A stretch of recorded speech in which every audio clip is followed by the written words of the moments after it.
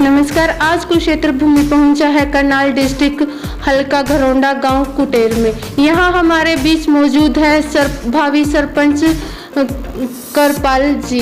इनसे हम जानेंगे कि इनकी क्या सोच है जनता के प्रति और इनका मेन उद्देश्य क्या है राजनीतिक में आने का। तो आइए सर से जानकारी लेंगे। सर नमस्कार। नमस्कार नमस्कार मैडम। कुरुक्षेत्र भूमि न्यूज में आपका स्वागत है। ठीक है मैडम, सर स्वागत है जी आपका। हमारे गांव में पहुंचे आप। सर आपका राजनीतिक में आने का क्या मेन उद्देश्य है? महाराज जी, गरीब आदमी की सेवा करना है मेन, और गांव का विकास पूरी मजबूती के साथ बस। सर आपके गांव में कितनी आबादी, कितने वोटर, कितने वार्ड? आबादी होगी हमारे गांव में कोई 15-20 हजार के आसपास आबादी है। टोटल 6-6.5 हजार के करीब वोट है जी हमारी, 6500 के आसपास। हाँ जी।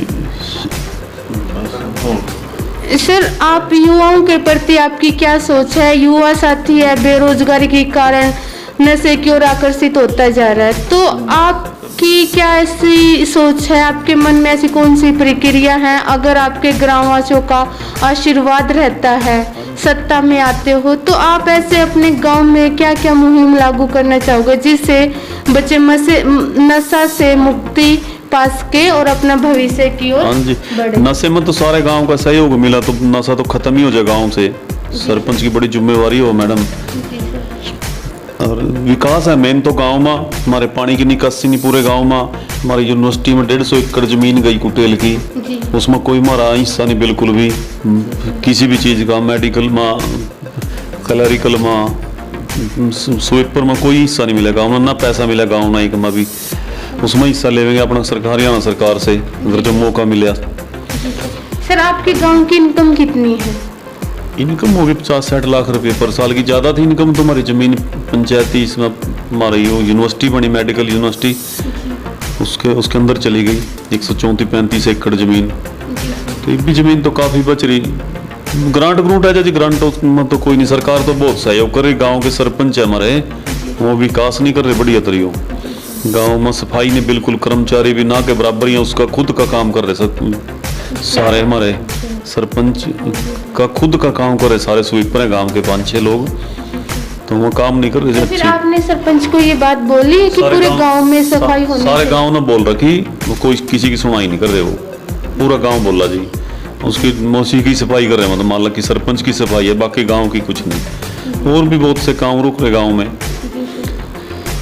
आप ये बताइए, गांव का जो सरपंच होता है उसकी अथॉरिटी कितनी होती, क्या क्या पावर होती है, और वो अपने गांव में अपनी अथॉरिटी के कारण कौन कौन सी मुहिमें लागू कराना चाह सकता है? अथॉरिटी तो सरपंच तो मालिक हुआ गांव के, अपनी मर्जी गांव को साथ में लेकर चला सबको मिलजुल का। अथॉरिटी तो पंचायत के पास हरियाणा सरकार ने खूब दे रखी जी, खूब जो मर्जी करो आप गांव की भलाई के लिए, जो मर्जी करो, जितना मर्जी पैसा सरकार दे रही है। सरकार का तो कसूर नहीं इसमें कोई। ये तो मतलब सरपंच बढ़िया नहीं, सरपंच अपनी जेब भर रहे काम के मुकाबला।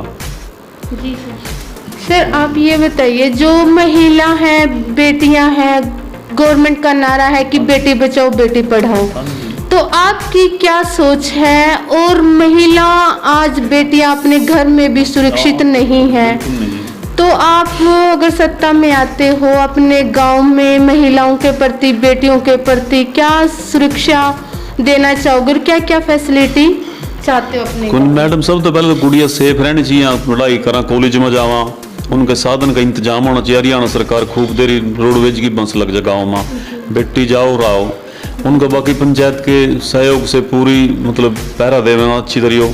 और जो थोड़े बहुत गलत आदमी उनकी तसल्ली करो अपनी, उन्हें गलत है रोको ना, नहीं उन्हें प्रशासन का सौंप दो भाई गलत कर रहे हैं।